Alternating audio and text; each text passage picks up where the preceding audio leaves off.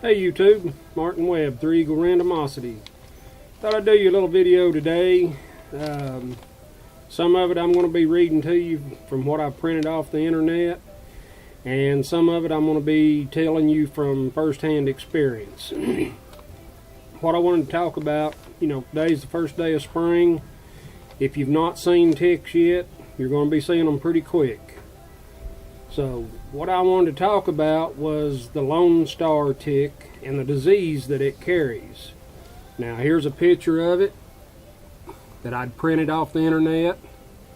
This tick's been around for years and years, but it's just now in the last 8 or 10 years getting this disease this far north into Tennessee and Kentucky. Now let me state this real quick. I'm not a doctor or a medical professional in any way. Like I said, I got this off the internet, and I suggest you go there because you may be able to find more information than I can. Seems like the information on the internet is very limited.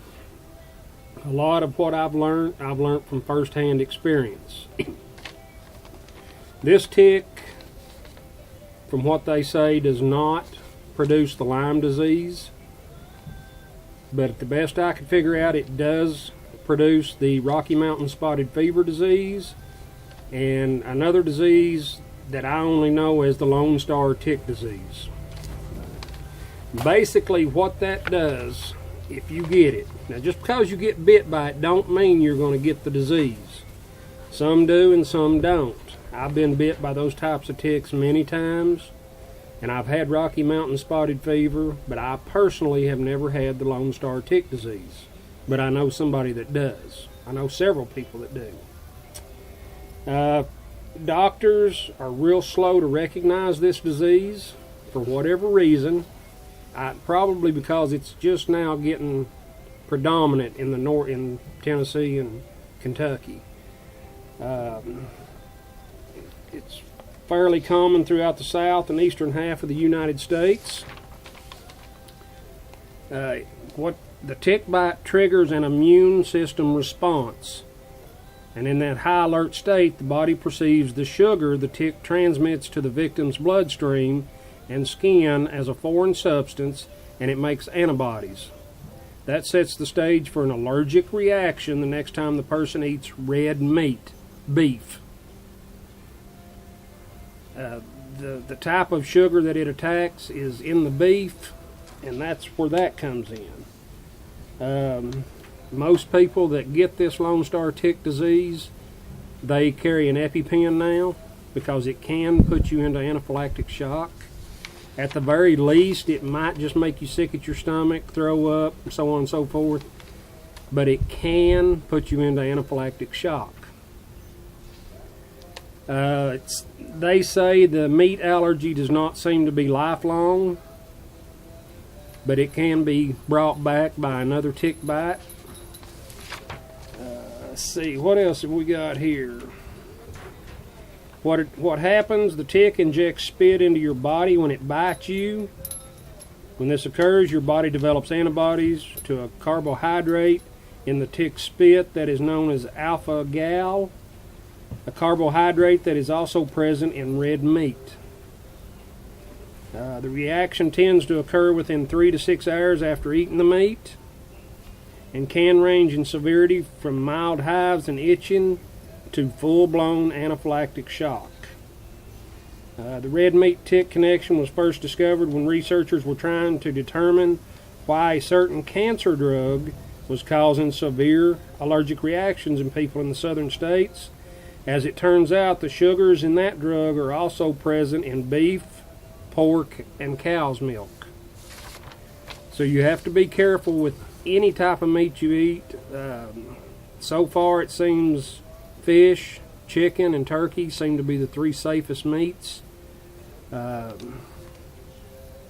You also have to be careful with fruits and vegetables. Some of them carry this sugar also. The reaction can occur up to 6 hours after the person eats the red meat.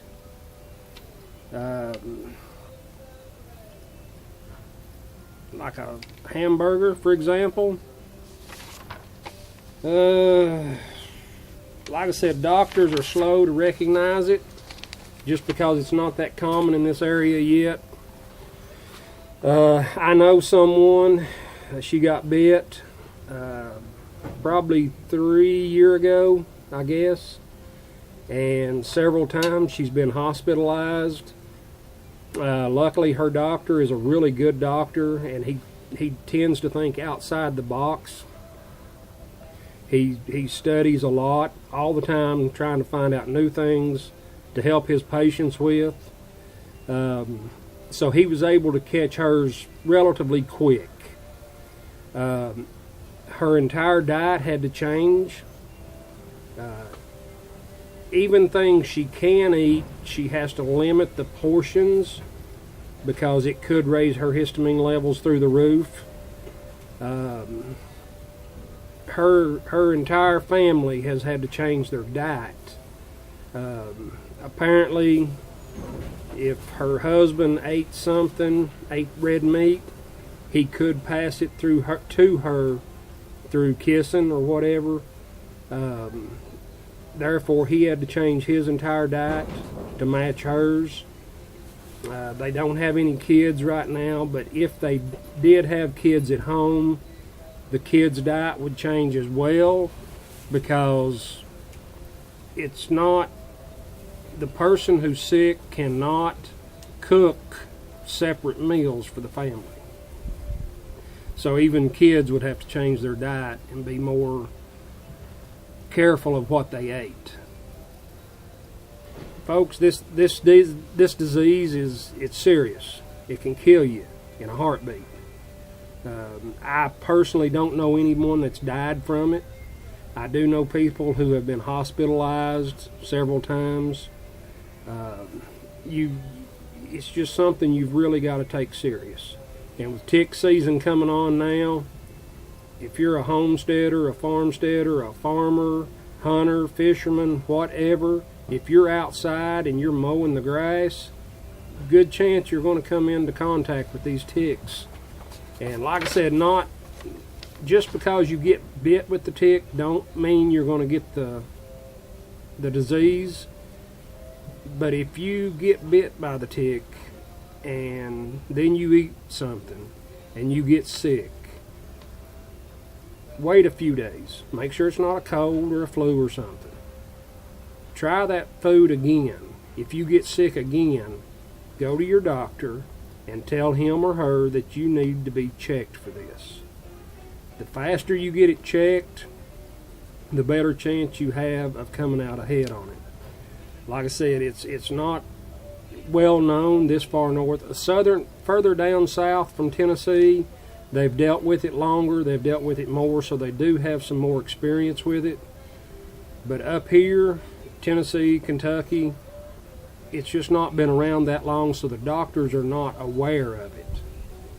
And it's not that the doctors don't want to help you, they just don't know about it yet. But have them check for it if you continually get sick after you eat. Have them do a blood test and check it. If you've got it, do everything you can to stay healthy. Once again, this is the picture of the tick. We've all probably seen this tick. It's a little brown or reddish tick with the dot on the back.